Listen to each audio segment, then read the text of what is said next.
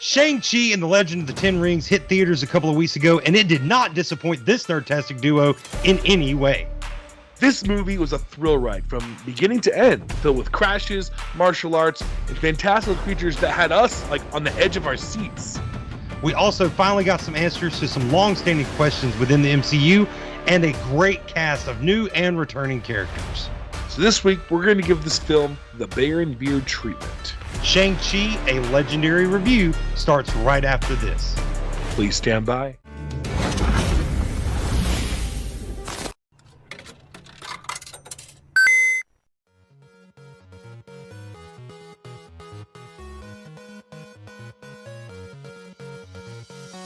This is the Bear and the Beard podcast.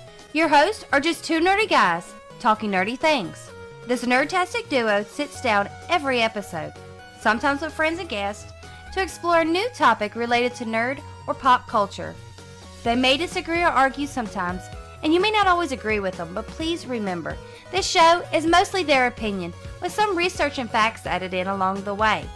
And the most important goal is to have fun. Welcome to the conversation. Let's get nerdy with it.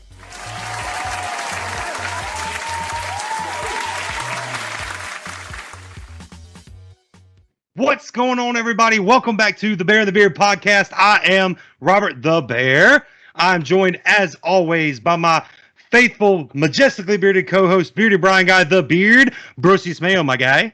Mayo Brosius, my dude. How are you doing? I'm doing pretty good. How are you? I am fan-freaking-tastic. I love this movie so much. I did not have a whole lot of expectations going in because this is a character I know nothing about. I've never researched anything on this character, but I was on the edge of my seat the entire time in that theater seat. If you have not seen it yet and it's still in theaters when you're listening to this, go see it now. Yes, definitely. And if you haven't seen it yet, again, and we say this every time, we don't know why you clicked on the episode, but just in case you accidentally clicked on it, here's our little 15 seconds a piece, give or take, spoiler-free reviews. I'm going to put those in right here. It's the Beard from the Bear and the Beard podcast. Fresh in the theater, just here to say Shang-Chi is a movie to see. I'm very excited to do the episode we're going to be doing. 10 out of 10. What's going on, everybody? It's the Bear from the Bear and the Beard podcast. I, too, just watched Shang-Chi tonight. And spoiler-free, of course, rating, review, whatever. We're going to do an episode about it. But right now, 10 out of 10. Whoever did the casting deserves an award. And I actually have no complaints, which is rare. Oh, wow. Those were amazing. Yeah. Awesome. So we actually did those right after. Well, you were still sitting in the theater because you can hear the credit music playing when you did yours, and I had just walked out of the theater when I did mine. So, and Mama Bear was like, "Do you want me to film it and all that?" I was like, "I mean, it's just a little quick review. Those are already posted on our Facebook page, have been for a while, but just for your spoiler free, that's all you're gonna get. So if you want to stop the episode now, right here, and come back and listen to it after you've seen it, then yeah. So here's our spoiler warning right here.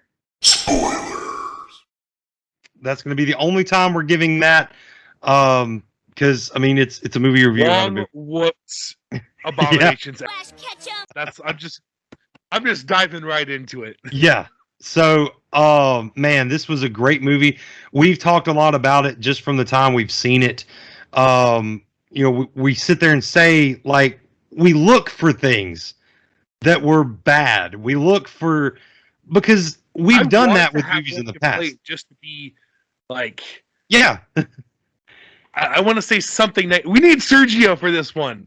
We need Sergio hates everything for this one. Maybe he can give us something, but I doubt it because this movie was just amazing. It really was. It was very well done. The director that made it, I don't know his name, but it was very, very well done.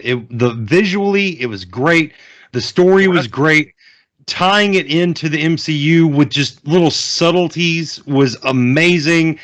They really did a great job. And in this nerd's opinion, I would say, and we all know, or at least fans of this show, and you especially know how big of a fan I am of Captain America.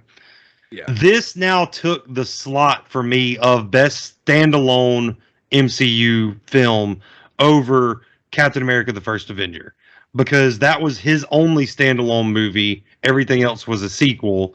So Iron Man was good. Don't get me wrong. Yeah. Hey, Jon Favreau, we love you, but this visually, and it couldn't have been made before now. I don't feel like this timing was impeccable. It's the switchover with Marvel. We talked about this in the Woman Power episode. The ladies had an awesome moment about this, that there was a time when Marvel was very limited about what they could do with diversity, whether it would be gender or race.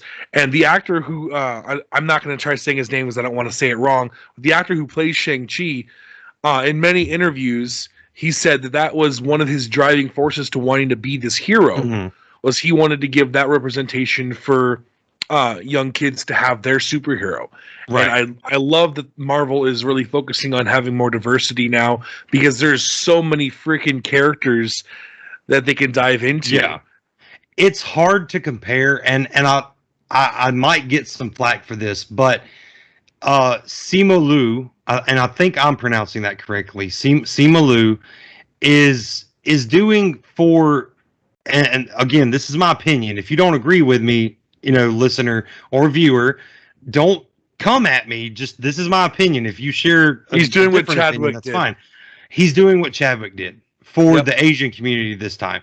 There were African American superheroes before Black Panther, but none of them revolutionized and changed the world on its head like Chadwick did. And I think they're doing that with this movie, especially with Shang-Chi, showing us that side of that culture is already one very impressive thing. And, not only that, but they're bringing, there were a lot of just home elements in this movie. There weren't just, let's show the martial arts, the cool side of the Asian community and be done with it. No, it was very family oriented. They talked about, how moving on is an American tradition, not a tradition of that belief system that they have there. So it was very also cool. There's also something very unique about this movie. It has a love story. It has a love story aspect to it, but without it being the main character's love story. I mean, yes, there's a mini little love story there too. They're great friends and they got great chemistry, and I want to talk about that later. But his parents in the film, their love story was a key element to the story itself. Precisely. I mean, it was the driving force for our main villain. Yeah, definitely.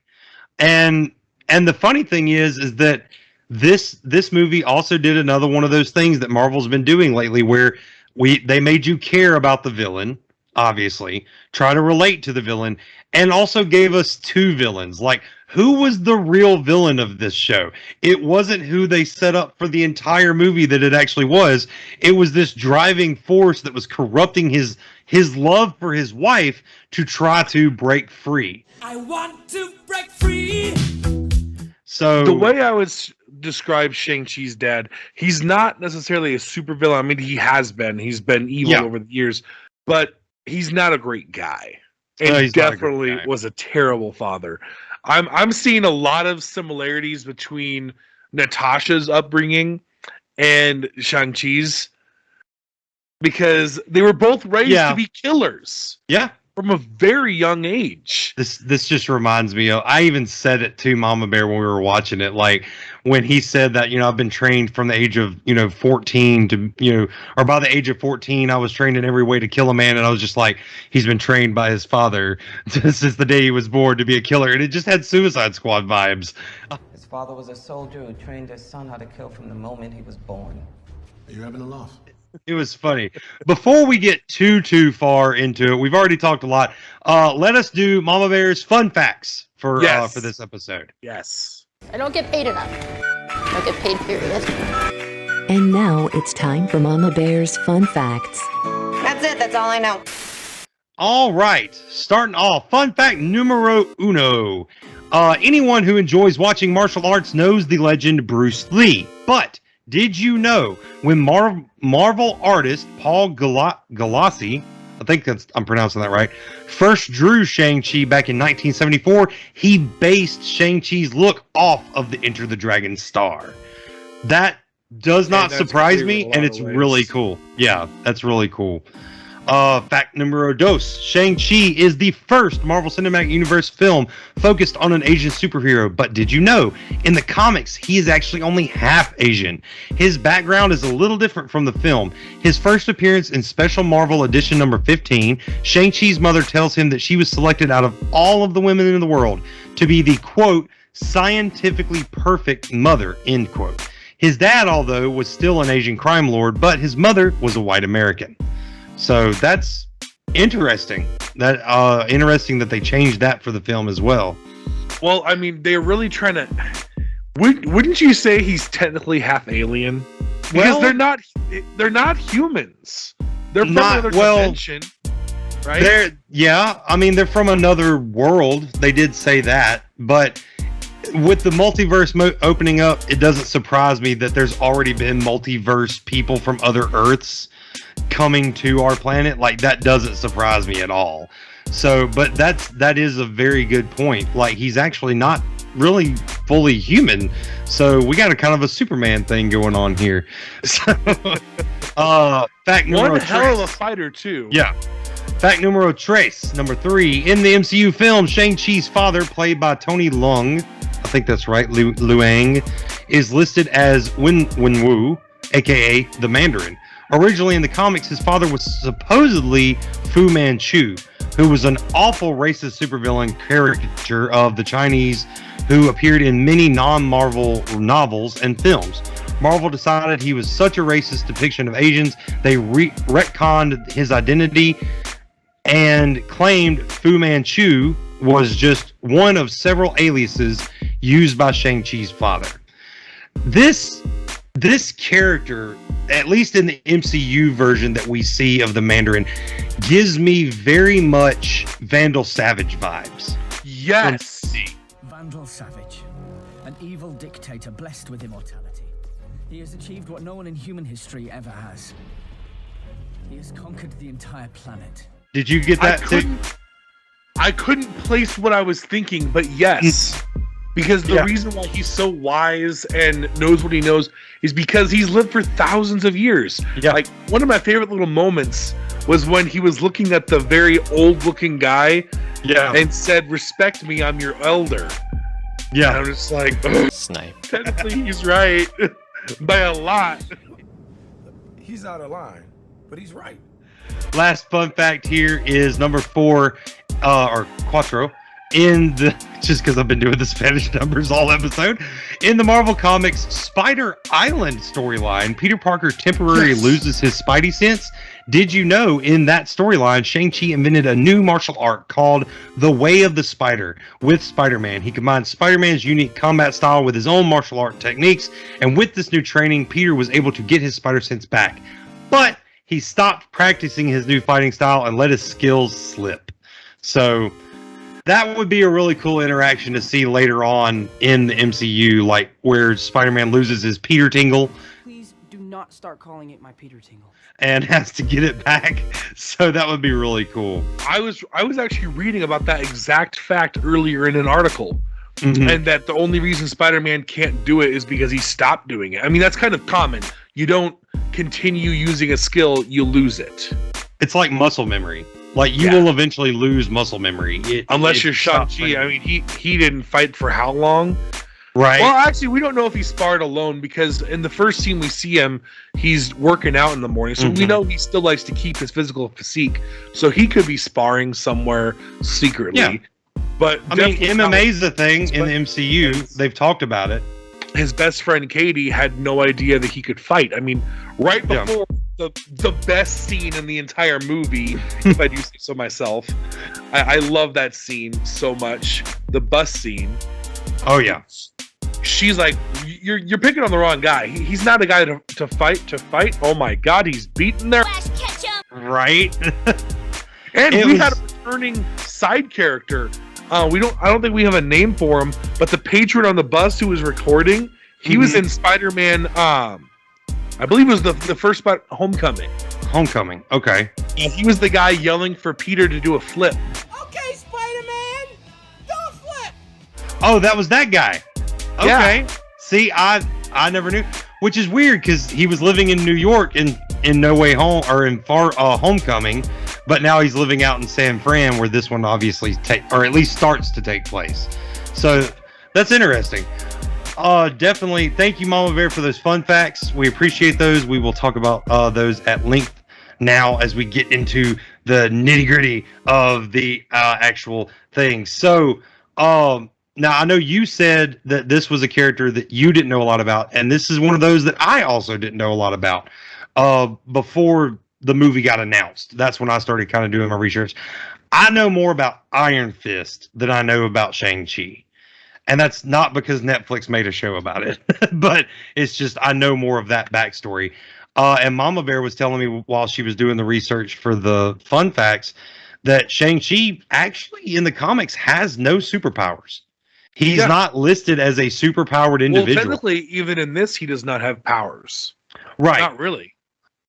Using the 10 rings is using a magical artifact, which gives him a power. It's kind of like Green Lantern has powers because he has a ring. So, but that's DC. And that's another change they did. So. Instead of it being, you mentioned this to me, which I did not know, that the 10 rings were actually rings being worn on your fingers instead of the bracelets. I honestly think that's a nice change. I do too. And just to preempt, we are going to talk theories later. I have a theory about those rings, and of course when we get to that where we talk about the after credit scene, we'll talk about it. But yeah, that was a big change. And I know I would love to say our friend, like that we know Ryan George, but Ryan George made fun of that very fact in his pitch meeting for Shang-Chi, and I'm going to put that little clip right here just because we love the pitch meeting so much. Well, sir, I figure we could do a movie about Shang-Chi and the legend of the 10 bracelets. Isn't it 10 rings? Yeah, but I thought it could look cool if they were worn around the wrists, you know, and I think at a certain point a ring becomes a bracelet, scientifically speaking. No, I think at a certain point a bracelet becomes a ring, but then if a ring expands, it's always a ring. That sounds like it makes sense. Okay, 10 rings it is. Amazing. So what happens in the movie? Comedic guy, you know, so we really enjoy him. And it's you know, it is a little weird, and we've said this in past episodes. If you are a comic book nerd and you are going to these movies expecting to see comic book accurate stuff, stop it. Stop hurting yourself because it's not going to happen. Marvel fixed itself because they did the Mandarin wrong before, and that's one thing this movie fixed. You're not him, the Mandarin, the real guy. Where? Where's the Mandarin? Where is it? Whoa. He's here. He's here, but he's not here. He's here, but he's not here. What do you mean? It's complicated. Hey, it's complicated, right? Is. It's complicated. They brought in the actual Mandarin, but they also brought in the fake Mandarin. Right. He became kind of a goofy little side character, and I went from hating him so much to now I freaking love him, and I want him to be on a team with like Jimmy Woo and the phone guy from the bus, like all these side characters. I can't name off the top of my head a role that I've seen Ben Kingsley in that I didn't like. So for him to return and answer that question of what does the real Mandarin think about this fake Mandarin, and then to have Trevor Slattery locked up in the dungeon was hilarious. I didn't know on Disney Plus, and if you haven't watched it yet, please do. It's a little 16-minute thing. There's actually a little mini episode, a one-shot MCU canon of him being taken by the 10 rings. Mm-hmm. See, I haven't watched that yet either. I guess I should have watched that, but I feel like it would have given too much away if I had watched it before. I went and watched Shang-Chi. Would have seen it coming, him being in it, if I saw that before watching the movie. But I had no idea he was going to be in it. Zero clue. I didn't see the clip online that I guess had released that day. That was a nice surprise, and I loved that. So talking about the movie story especially, so we already talked a lot about it. So this is essentially a love story with chi-based magic mixed in, and a little bit of chi-based magic here, a little bit of secret forbidden temple kind of stuff over here. But it really is a love story driving the whole thing, and it's not the love story we expected. Like at the beginning, like even Katie, played by Awkwafina, who loved her, and she became the most relatable character in the MCU to me. I feel like within a second. But I think it was her grandmother asked Sean at the time, because he was still Sean at that time, when they were going to get married. He's like, we're just friends.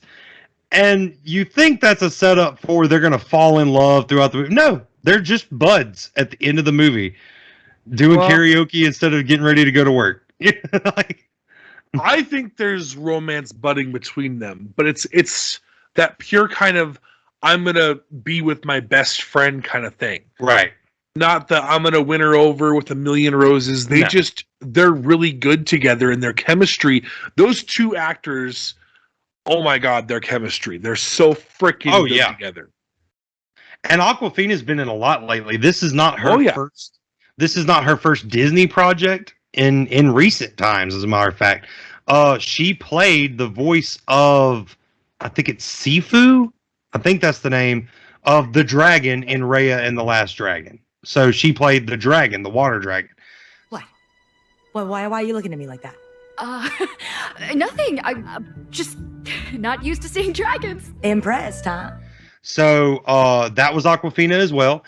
She's mostly known for comedy, which thankfully she brought that over, but she could be serious too. Like one of my favorite scenes with her was, it actually didn't have anything to do with Shang Chi. It was the scene where the lady told her, if you shoot for nothing, you hit nothing.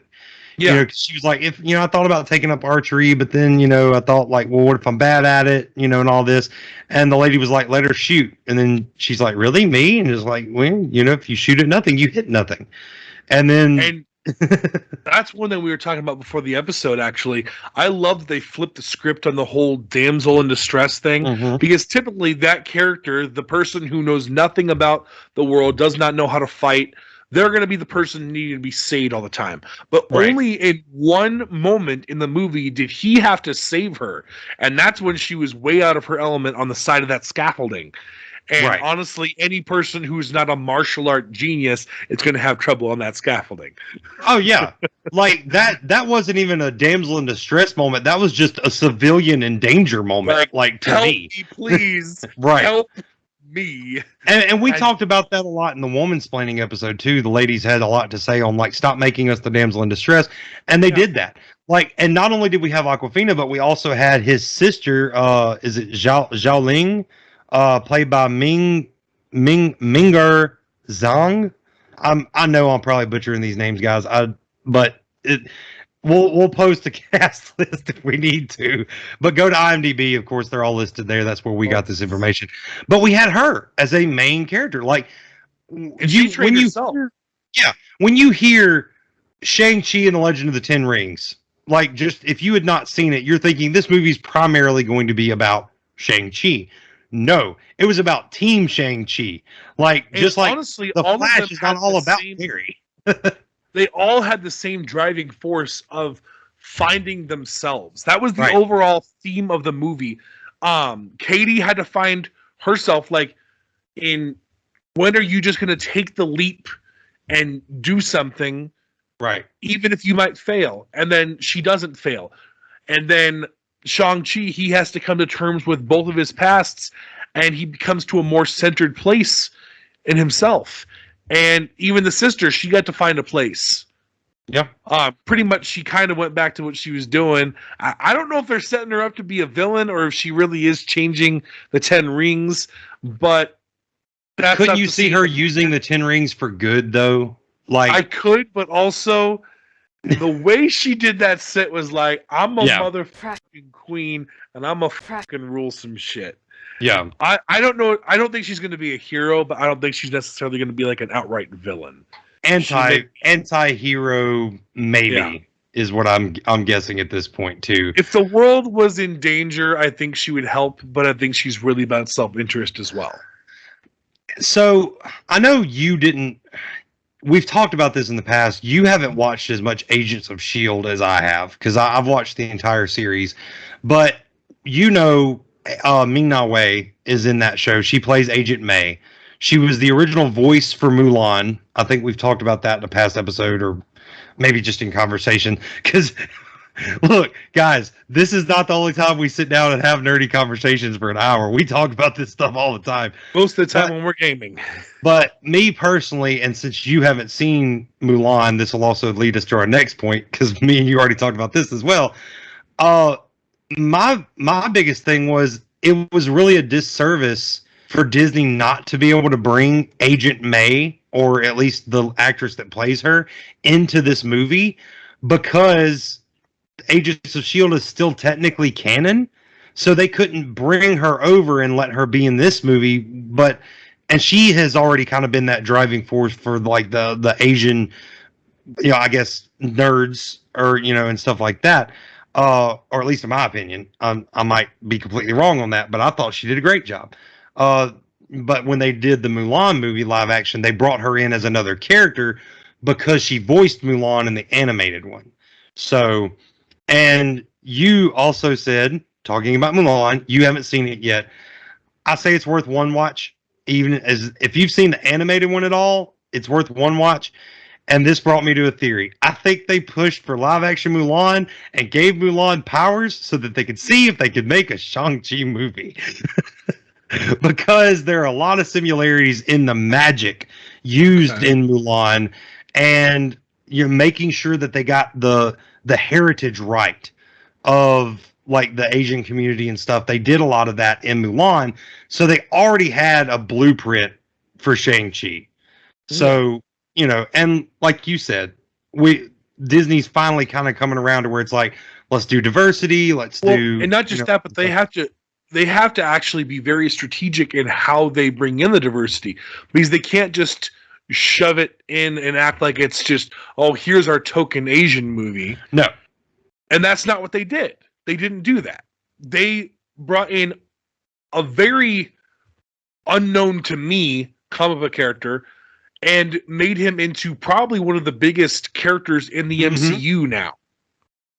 Like, I believe he's going to be very important. To kind of get into that end credit scene a little bit, Wong comes and tells the two of them that they got to come with him. They're studying these 10 rings, and the 10 rings predate any information that the Sanctum has. And they got knowledge on everything for hundreds and thousands and thousands and thousands of years. There have been sorcerers. And not just Earth-based, but the Codex also has all of the space artifacts in it as well, thanks to Captain Marvel, because we see her at the end in that scene too, where she says, and it's not alien, or at least nothing alien known, is pretty much what she says. Like, there's no record of this artifact anywhere. And that little pulse that's going on inside of it, that is, to me, I'm seeing as a beacon pulling in some great threat. And maybe it's Kang the Conqueror. Maybe he's linked to all this somehow, but maybe it's an even bigger villain than him. So, just since we're already there, we'll talk my theory real quick. My theory, the rings are actually Eternals tools. They were made by the Eternals, or they were made by the same things that made the Eternals, the Celestials. I think they are celestial or eternal technology that was lost to them when they came to Earth and were found by the Mandarin. That's my theory. Okay. Now, I might be wrong, and I'll be happy to be proved wrong, but that would actually link to what we've seen in recent trailers. And I'm going to put another spoiler warning, in case you haven't watched Eternals trailers and you don't want any knowledge from the trailers. I'm going to start talking on that a little bit. Spoilers. They're talking about something, the emergence or invergence or something like that. Like this, some sort of like celestial threat coming to Earth. And what if that 10 rings is the link? What if, he could be linked to the Eternals movie for all we know. Right. Again, the Eternals are characters I know nothing about either. So when I go into that movie, it's going to be me learning a whole new legacy. And I love that, by the way. I love that Marvel has so many different legacies going on within the movies. It's definitely interesting. Like when James Gunn took the Guardians of the Galaxy, a lot of people didn't know the Guardians of the Galaxy. Like they might have heard the name, they may have known like one or two of the characters, but it's cool too to see how when you make these movies and then they become popular, how that can change the comic books. Like talking about Guardians of the Galaxy specifically, before that movie came out, before James Gunn made the first one, Star-Lord's character in the comic books was a drunk. Like that was kind of his thing. He was a drunk from Earth, and his father was actually not Ego. It was his name was Jason of Spartax or something like that. He was like Ego too though. So, and when the character became popular thanks to the movie, Marvel in the comic books, like they told their writers like, hey, start writing Peter Quill better because kids are going to want to read this. Yeah. Same thing with this movie. Well, not same thing, but similar thing with this movie.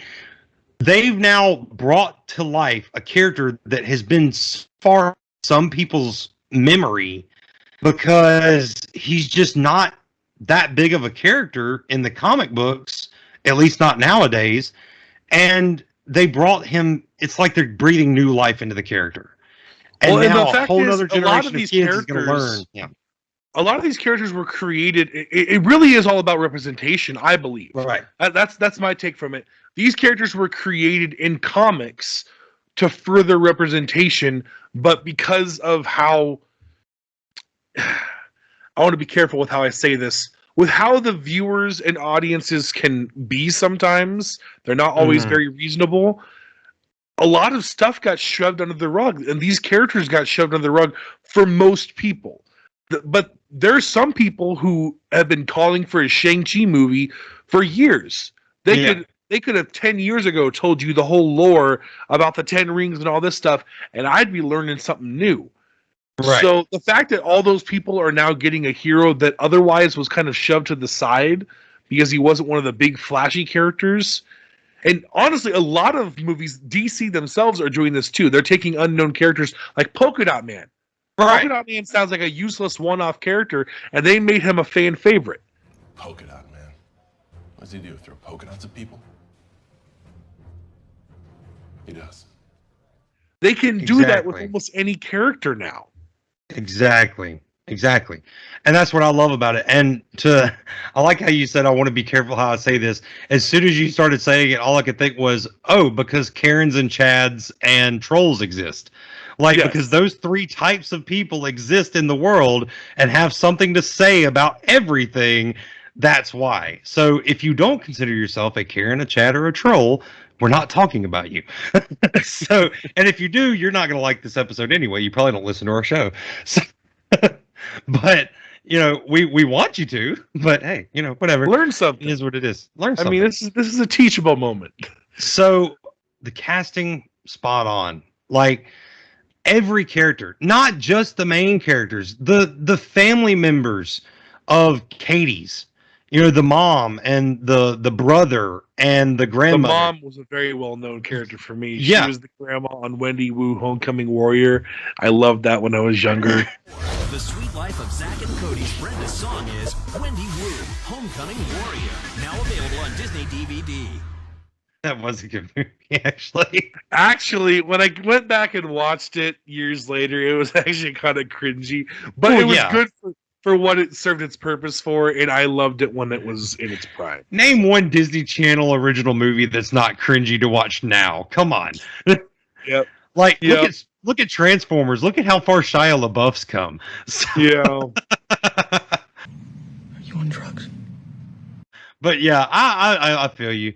But it was just down to, it's almost like if they would just do this with every character moving forward, it would be epic.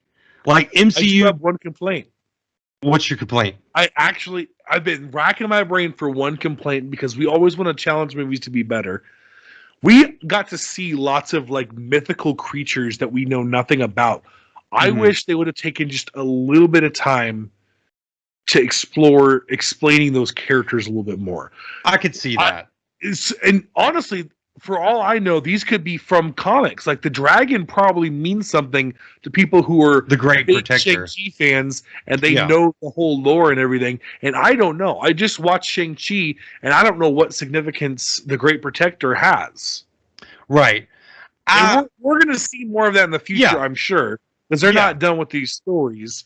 But that's the challenge I would give them for the next time. Yeah. Explore these creatures more and give me more of the lore. I want to know stuff. Right. And that might just come down to time. You know, maybe they did. Maybe they had scenes where they explained it and they had to cut them. We don't really know until like the movie comes out on DVD for deleted scenes and stuff. We won't really know. But yeah, I guess that's really the only I mean, I can agree with you that that's probably the only thing I can come up with too is explore the world of Tai Lao more. And also to completely attack my entire point, because that's what I'm going to do. Because I love this movie and I have to come back to its defense. The way the story was driving, by the time we're in Tai Lao, there's no time for here's a whole lot of explanation. They had a nice greeting, but they had a time frame to train and prepare before his dad came and fucked everything up. Exactly. So they didn't have a whole lot of time for here's what these characters, what these creatures are, here's why they matter, here's what they can do. I want to ask you while we're on Tai Lao, because this is where this scene took place, but it's where I fell in love. Like I already liked this character from the moment I first saw him in the movie, but it's where I really fell in love. Like he actually genuinely made me laugh. And I fell in love with this character. What was your opinion of Razor Fist, played by Florian Munteau? I love his change of heart simply when Snipe at the fan. Exactly. Like, no, you. I'm a bad guy. I'm gonna get you. Oh, that's what we're friends now. Can you give me some of that dragon scales? I can use some of those. Let me take this arm off. Talking about the dragon scales and the visual effects just for a moment, because I know we don't break them down on that level, but like I said, I've been watching a lot of these VFX shows and stuff like that. Corridor Crew, I love you. If my co-host would watch you, I'm sure he would love y'all too. If for some reason y'all ever stumble across this episode, please get in touch with us. We'd love to have one of you on the show. But yeah, the visual effects of adding that glow to every weapon, every shield, even some of their clothing and stuff like that. It was on such a minuscule level, but you noticed it. Like, you couldn't just have one dude in the back whose staff wasn't glowing. They had to take the time to actually make all of that happen. And even like the scimitars or whatever those were that they had, the electrified sword hook things, like, to have that effect, it was just amazing. Like, you can't watch that movie and go, oh, that one's not glowing, or oh, that one's not electrified when it's supposed to be. It was perfect. It was perfect. I will say I do see a parallel to another nerdy thing, Game of Thrones, dragon glass and dragon scales. Dragon glass? The Master's called it obsidian. The only thing that can destroy the mindless creatures coming to kill us. Yeah, but hey, if you say imitation is the best form of flattery, then there you go. Yeah. And shared ideas happen like that all the time. They did it better than Game of Thrones anyways. Yeah, that's true. That is so true. I saw a parallel to Game of Thrones. I don't know if you saw it. Because talking about Game of Thrones anyway, one scene in that entire show stands up to so much scrutiny when it comes to VFX, when it comes to writing, when it just comes to overall presentation, and that is the Battle of the Bastards, where normally when you have two armies clash and start fighting, it's really just normally a mess. But it was one of the most well done scenes. Like when I said Battle of the Bastards, you were like, oh, like you remember that scene. I saw a parallel to that scene in Shang-Chi, where they start fighting before the Soul Eaters start coming, and it's Shang's trying to go after his father, and we're following Shang, and then the perspective shifts to his sister, and then the perspective shifts again over to this character, and all this other stuff. You never lost what was going on. you could watch this person in the foreground and see what was happening to another main character in the background. It was very, very well choreographed and very well done. To also add to what you're saying, I hate when in action scenes it's the camera's flashing around. Like in the middle of a punch, we're going to see 3 different angles of that punch really fast, and so I don't even know what's going on, where something's going on, and this did not do that. No. They call that, well, I think they call it jump cuts, and it's one of the techniques that some directors will use to quote unquote cross the line, because you have a character here and a character here, but something's going to look better, if you're looking from here, and for our audio listeners, you have side A and side B that you're filming from, and you have characters, one's on the left and one's on the right. Something might look better from side B than it does from side A. So you need to cross that line to start viewing from side B, but it needs to be smooth. Some people use jump cuts. They didn't have to do that in this movie. Everything flowed very well. And there aren't a lot of movies that do that. Matrix comes to mind as one really good movie that's done that. But then Taken is a movie that comes to mind that does it very badly. So, and if you know what I'm talking about, I'm not crapping on those movies. I'm not, just, what I'm talking about if you've seen any footage as far as VFX goes. But yeah, the worst would be Ghost Rider, the second Ghost Rider movie. That would be the worst culprit of it. I would say so. Yeah, that was a very, very bad culprit. So now that we're getting into just talking about Ghost Rider, not that just kind of made me think of this. So this movie opens up a whole nother realm for the MCU as far as magic is concerned. Yeah. So we already had, of course, back in Phase 1, Thor says, Your ancestors called it magic, and you call it science. Well, I come from a place where they're one and the same thing. So, okay. So Asgardians have quote-unquote magic. So that was the first version of magic that we saw. Then we start seeing the Infinity Stones all throughout the Infinity Saga. We start seeing Scarlet Witch, who has chaos magic. Then we saw Doctor Strange, who taps into the energies of the universe. I don't know if the Ancient One ever actually said it was chi-based magic, but I would love to go, if a listener knows or a watcher knows, let us know. If the Ancient One ever actually called it chi magic, we'd like to hear that. But then we get in Shang-Chi, chi-based magic. There is magic, and it's when I was watching it, dude, when I was watching them use the chi just to make the leaves flow. How did Disney make waterbending and airbending better than the studio that made the original animated show did when they made their live action version? Heck, you could say that the use of the 10 rings was essentially earthbending.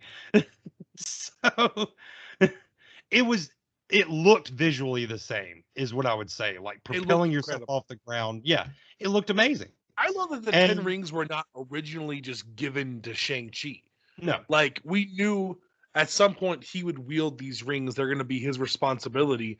But for most of the entire movie, he's having to fight without them, which proves how powerful and how strong he really is just on his own merit. Right.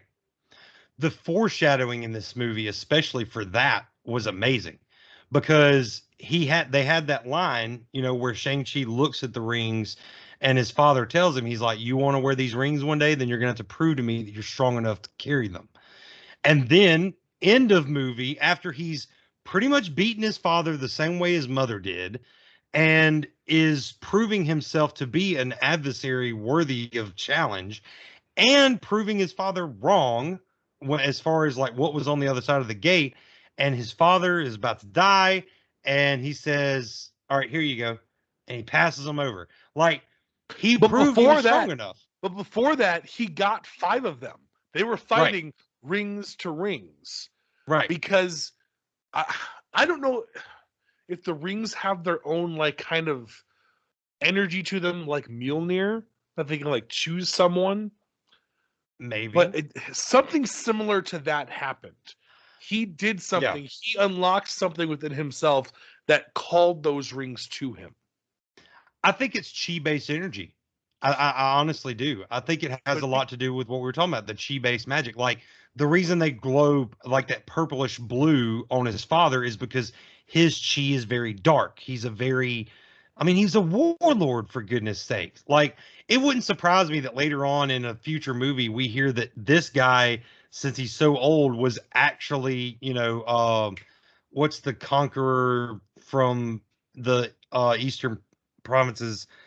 Attila the Hun, that's it. Okay. Like, I wouldn't be surprised if someone like tries to prove in a future movie that Shang-Chi's dad was Attila the Hun.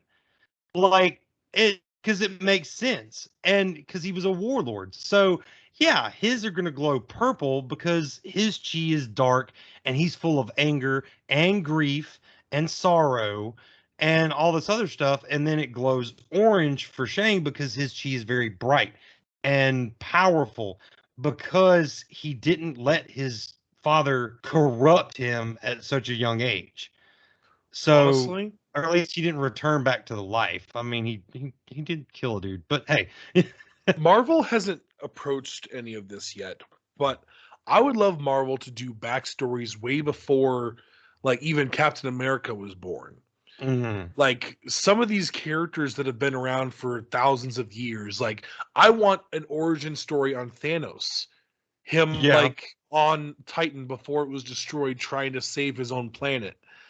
I would want a movie about Shang-Chi's father. Like, they don't have to be superhero flicks. Make them dramas. Right. I don't care. But, like, I would love to explore these stories. Even if they could do a 30-minute one-shot of each of these characters, like a origin story one-shot. Show me how Thanos grew up, starting to learn how his people were eventually going to outuse that stuff, What If is a big reason why I think we might see it. I don't see these being episodes of What If, but What If is the beginning of Marvel learning that they can do MCU-based shows that are loosely canon. That's what I would call them, loosely canon. Right. What If is definitely loosely canon. Yeah, unless they continue on any of the stories we see in What If in the actual MCU, I would call that loosely canon. That's a good way to, because it is canon, because they're telling you this is happening in another universe, not your main storyline universe. Yeah. But if they don't ever continue them, they're not technically canon. They're loosely canon. I like that. We might have to coin that phrase. They could do more animated series. Yeah. Like, it doesn't have to be What If. It could just be, here's an origin story for this. Here's an origin story for this. Marvel Origins. Yeah. They could do that. That would be pretty cool. Disney, where's our check? We just gave you like multi-million-dollar idea. So What If episode coming soon as well. When that show wraps, I guarantee season 1 of it has a file somewhere in his desk that is that. It's probably not called that, but I guarantee you they're already thinking of it because. Oh yeah, for sure. I don't think there's anything that any fan could think of that hasn't already run through Kevin Feige's brain at one point or another, or at least someone on his team. That's the other thing. Like, I just don't see it. Like, the reason we're getting what we're getting, like Shang-Chi and Black Widow and stuff like that, is not because that's what fans are requesting. It's because they already know that the fans want it, because they came up with it a while back and they were just waiting on when's it going to make money for us. And now is the perfect time. They're constantly testing. Every new MCU movie is testing the waters for the future. Yeah. Because every single one has had some step up towards the direction they're going to go in the MCU. Also, one last thing I want to say about Shang-Chi. I don't know for sure if it was filmed during the pandemic, but I highly think it was, because if you really think about it, not tons of people were in any one scene. Even the war fighting scenes, if you think about it, there really was enough people for them to actually social distance as actors. And a lot of the people we saw in the movie might have even been CGI. They might have been computer generated duplicates. We were talking about the ninjas wearing the masks, and you had said that there was actually some people on the internet that were mad, like they were trying to make some not on the statement internet, about at COVID. the theater I was at. Or I at live the in theater. Nebraska. Like, I heard yeah, people grumbling about it the while we're walking ninjas out. wearing I'm just masks. thinking to They're myself, trying to make a statement. Yeah, no, it's because it's easier to CGI double someone if you don't have to worry about what their face looks like. Like, it literally is a lot easier. That's why. And ninjas wear masks. Pick one of those answers. That's why. So it's now, I will say, just not to get too into the politics, but I, as a white American nerd, I do want to say Disney was very brave putting this movie out with all of the Asian hate going on right now. Like, there's the whole movement, Stop Asian Hate. There's, and I'm not saying that the actor for Shang-Chi was very big on that too. Yeah, he talked about on the View. Definitely go check out that on YouTube. There's their whole interview with him is on there. It's great. He talks a lot about his motivations. Yeah. We'll try to find the link and put in the episode description for you so you can go and find that. Yeah, because I'd like to watch that too. Stop Asian Hate's a movement now, because that's a thing. And not only that, but because see, this is why I don't want to get political, but you can't, because these are the facts. Because Donald J. Trump, our ex-president, made it such a point that the virus started in China, and then that got all Americans riled up. And not to say that People are Asians were stupid. exactly. I'm just going to quote Men in Black. Yeah. A person is smart, but people are stupid and panicky. And I'll add to the line to say that they always need a target. And sadly, what had happened was they were given a target that was not real. Right. And too many people have suffered from it. And yeah, that's about as political as I'm getting with it. Stop the hate. Yeah, stop hate, period. Like, especially if it's not justified. Like, if it's justified hate, yeah. If you actually have a real reason to hate somebody, then you probably need to know them, or something they did needs to have affected you directly. And even then, there's got to be a way to talk your way out of hate. To go back to, I believe it was Bruce Lee. What was Bruce Lee's line? There's something, I'm going to paraphrase it a little bit. Basically, hatred is like poison. Holding on like a grudges of hatred towards someone is like poison. It's only hurting yourself. But then you're also poisoning other people, and you're constantly spreading it like a symbiote from Venom. Like, right. Stop spreading it.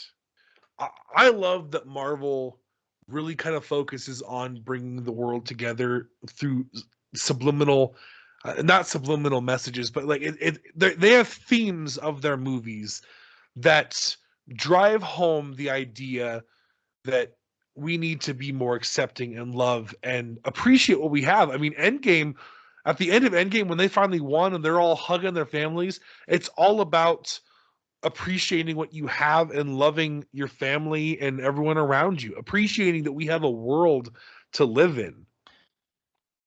So the quote was actually Buddha. The Buddha actually said the quote that you're thinking about. It's holding on to anger is like drinking poison and expecting the other person to die. Yeah. That's probably been paraphrased by other people, but that's the main quote. And yeah, it's true. Holding on to hate is like, drinking poison and being like, I'm over here. If I hate you, it's like, ha ha ha, you're going to die because I'm drinking this. Ha ha ha. And, you're sitting on the other end of the screen saying the same thing. It doesn't make any sense. But yeah, it's an amazing movie. It sends an awesome message. It had a great cast. Also, the music choices. Oh, the music choices. Great. Every time the music came on to complement a scene, it was complement a scene. It was perfect. Especially the first moment when he uses kung fu or karate or whatever type of martial arts he used. Yeah, it was beautiful. Yeah. What do we think this means for the future? Theories on the future of the MCU? How does this change things for us, Bri? it opens up a lot. The fact that Tai Lao, the inhabitants of Tai Lao are descendants from another universe, that Tai Lao is not just a place on our Earth. It is a, like, not, I don't want to say organization, that sounds like the wrong word, but it is a people, a culture spread out over multiple universes, and their main job is to stop this shadow thing. Like, that's their main job. Like, they have cities and whole worlds filled with advanced technology and all this other stuff, and they come here, and the Great Protector comes here to fight this thing, and now they have to stay here because he obviously hasn't given up. That's just that.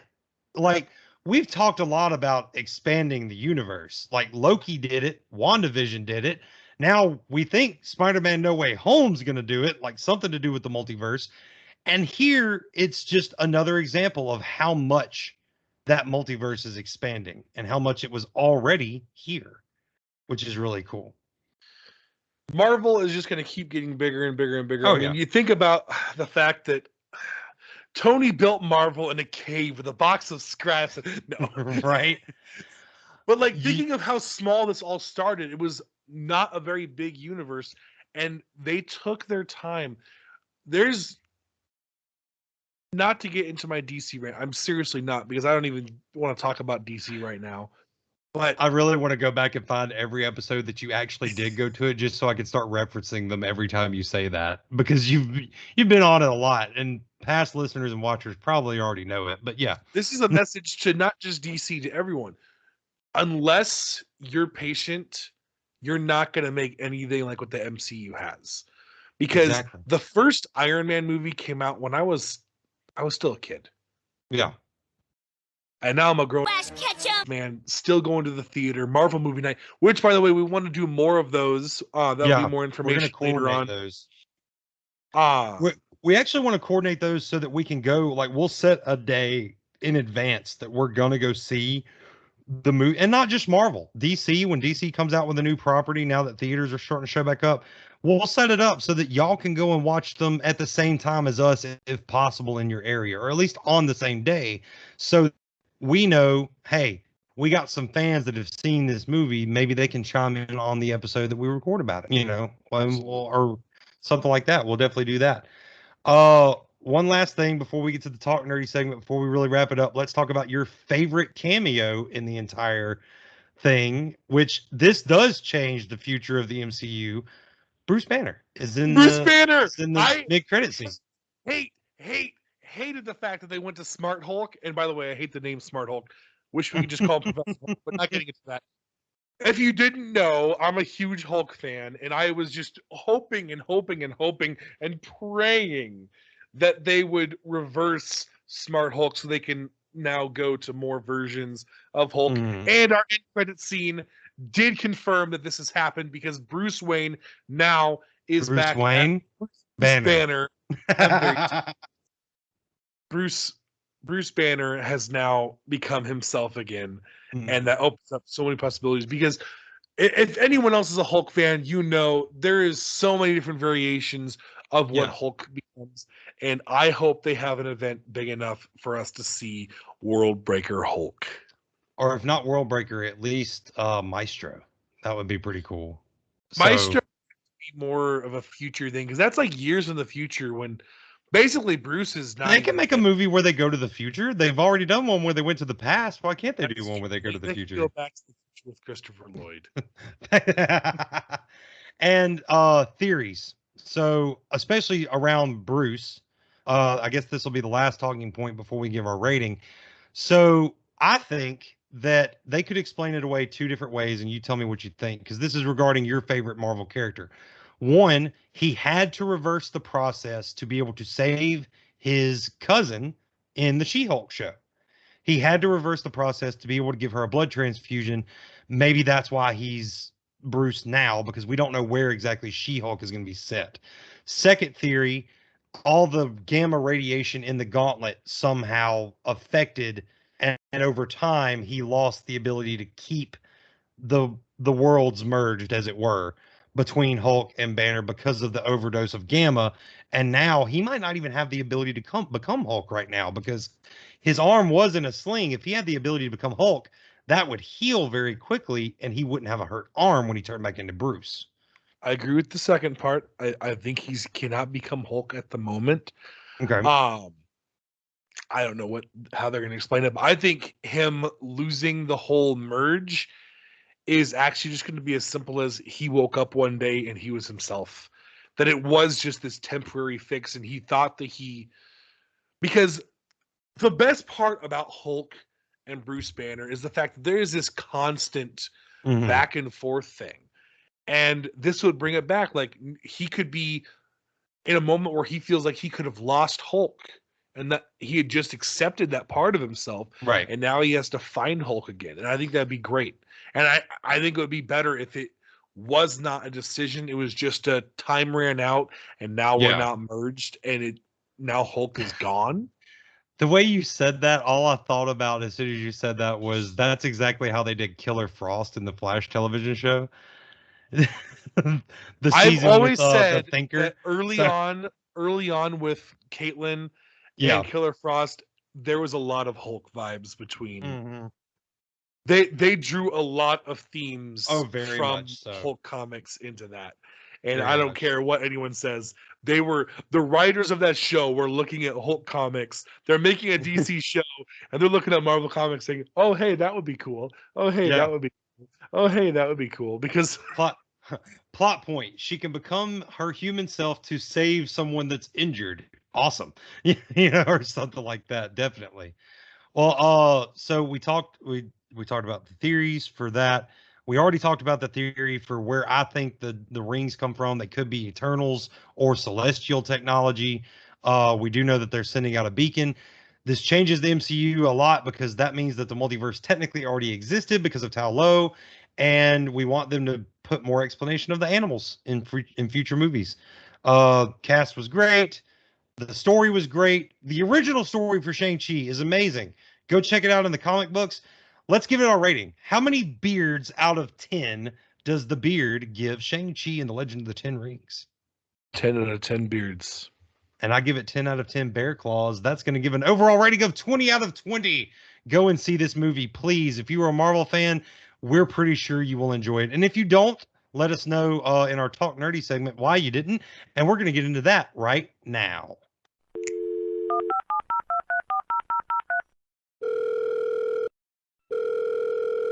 Hello, can you hear me? Each episode, the Bear and the Beard ask a question that they want your input on, along with sharing comments, suggestions, and other things they have already collected. They love to hear from their fans, so let's get nerdy with it. All right, so before we give you our Talk Nerdy topic for this week, I have some stuff to share with you, Beard. Did some people talk nerdy to us? Some people talked nerdy to us. They talked very nerdy to us. I love it when they talk the nerdy to us. We got a message from Brett, who I met on Free Comic Book Day. He was at Vans. He messaged us on Instagram, and we have an exchange here. So it's a lot. It's a lengthy one, and this will be the only one. And we'll also share with you some people that told us who their favorite Looney Tune was. But we'll go ahead and get this out of the way. Hey guys, just started following after my friend and I met you at Free Comic Book Day. Loved the episode on Percy Jackson. Oh, that was way back there. It was one of my favorite series growing up. Checking out your boys episode as we speak.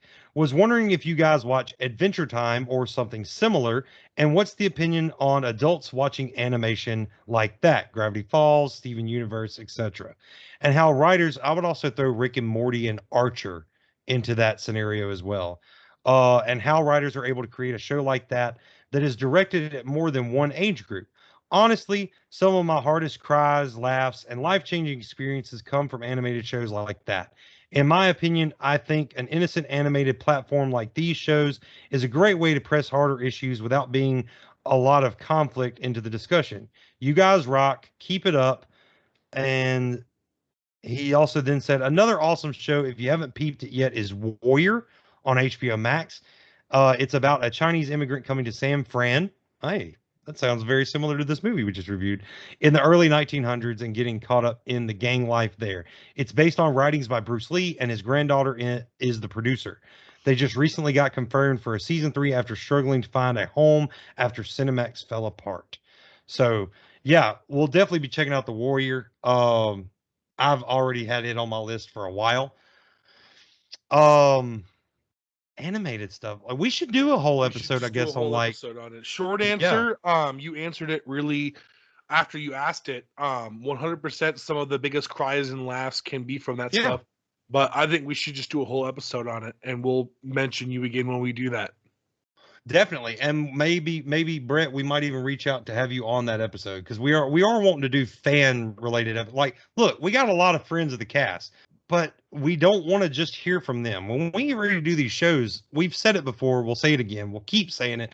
If you're a super fan of anything we have coming up that we haven't done an episode on, write into us. Let us know that you're a super fan of it. We might just have you on the show. You don't have to be a caster. You don't have to be in an industry. We just want to talk nerdy with people. This is a roundtable discussion podcast, and that's what it is. It's what it was in the beginning. It's what it will always be. And we're down for anyone to be a part of it. We just got to coordinate right. I mean, you don't have to be a super expert on comics. You just have to be nerdy and want to talk about it. Exactly. That's the main thing. That's always been the main thing. Now we're going to share with you some comments from our Facebook and YouTube in regards to our Space Jam, ready for a Welcome to the Jam episode. So we had 3 comments on the Facebook page so far. We had Greg, which we've heard from in past episodes, said that Foghorn Leghorn was his favorite. We had Sarah actually said that Pepe Le Pew was her favorite. So interesting. And I don't know if this is, maybe it's just Bugs and Daffy, but Brett that we just heard from, he shared a GIF of with us, and I'll try to put the GIF in here. It's really just Bugs and Daffy swiping the duck season, rabbit season signs. So, and then over on our YouTube channel, now all of these next few comments are coming from Keith over at Blurtish. We love Blurtish. He had Go check them out. Yes. They actually had some similar episodes to us come out recently. I know they also did a Suicide Squad review, and I know they also had some opinions on the Space Jam movie. On the new movie, the new Legacy. It's just the Blurtish page, but we know this was Keith because he was messaging us separately. He said, first of all, good job on the facts. I'm enjoying this pod more than the movie itself. Laugh out loud. A sequel is so not needed, or just do it straight to streaming. And this is the first one of these we've gotten, and I'm really glad we finally got one. It said, let me hate on Sergio for a minute. Laugh out loud. No icons? Braun, AD, Lillard, Snake Woman are all and will be first round draft picks. I think that's what that means. I hated it, but GD it. Don't get that ball wrong, sir. Laugh out loud. So yeah. So Sergio, of course, in his Sergio Hates Everything segment said that there were no icons.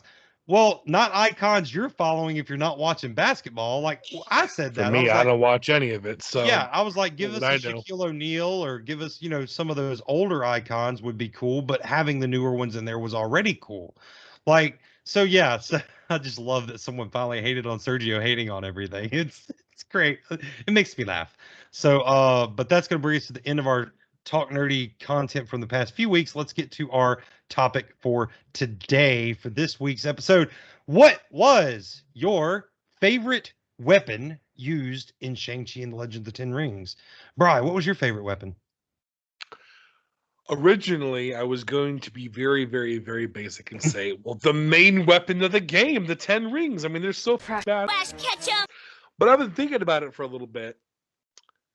If someone was to lose their arm and their hand, having a sword to replace it would be pretty damn but especially when they made it the dragon scale. Yeah. So that was probably my favorite weapon. And you got to look at it too. Like, of course, it has one sword that comes out of it at the beginning, but he then proved that he could put other little attachments on there. So I wonder if he's ever experimented with, let's put a mace on there, like the spike ball and chain, or let's put just like a long stick on there, for training purposes. So yeah, that's pretty cool. Like I said, I really enjoyed the Razor Fist in this movie. I think my favorite weapon though would have to be and I don't know the name of it, but it was the dagger on the end of the rope that his sister used. Yes. That seems like it would take so much skill to learn. And not only was it deadly, but it was beautiful. Well, yeah, the dagger on one end, and then on the other end is like a rock of some kind. Yeah, it's a weighted ball. I believe I want to say before I say what I say, I could be completely talking out of my ass. But I'm pretty sure at one point watching a kung fu movie with my dad, that weapon or something similar to it was in it. And my dad was telling me about how some people could be really talented with that. And basically the rock is able how you pull it back and fling it. And it takes a lot of skill, but people who can really master it, that's a very deadly weapon. Yeah, deadly and beautiful. Like just watching like the flips and the maneuvers, sending it under the foot, sending it back. I've seen it used in a lot of martial arts movies before, and seeing it in here, especially with that glowing dragon scale in it at the end of the movie, it was just amazing. It was an amazing weapon. So tell us what your favorite weapon from Shang-Chi and the Legend of the Ten Rings is for this week's Talk Nerdy segment, and that is going to take us out of the Talk Nerdy segment altogether. Be sure to send in your response to this week's Talk Nerdy topic, and any other nerdy stuff like episode topic suggestions, fan theories, or cosplay photos so we can put it in future episodes. If you think it's nerdy, we want you to share it. The Talk Nerdy links like the email and website are in the episode description as always. And don't forget you can also call or text the Nerd Line. That number is in the description as well. That's all for now. Let's get back to the show. I have one last thought on my end for this movie. I love the fact that even though Shang-Chi was the hero of the story, he wasn't the hero of the story. He won and he did what he needed to do for his story. Yeah. But really, Katie was the real OG because everyone was about to lose, and her, with one perfect flying arrow, saved the day. So, Katie for the win. This isn't Shang-Chi and 10 Rings. This is Katie and the one bow. Right. I love it. Yeah, Katie, like I said earlier, Awkwafina just played that. She was perfect. Awkwafina's amazing. I wouldn't change any of the casting for this movie at all, other than you could have gotten like a Chuck Liddell kind of guy, like an MMA fighter, an actual MMA fighter, kind of brute, like Stone Cold Steve Austin or someone like that, to come in and be Razor Fist. But other than that, like the dude that they cast was already great. Like you don't have to change him. It's the only one tweak that you could make, but I'm not saying you have to. So I think it was a great movie. It was a great episode. It was great hanging out with you again, as always. And I guess we're just going to go ahead and get out of here. Well, next week will either be Letterkenny or we might go ahead and do that Karate Kid episode. So, or not next week, next episode. So be on the listen or watch for that. And in the meantime, I've been the Bear. I've been the Beard. We want to remind you, as always, to stay awesome, stay bearded, and much love. And if you get jacked on a bus, just do what Shang-Chi did. That's cool. Just do that, and you'll be fine. Until then, we are out of here. Boom, cut the check. All right.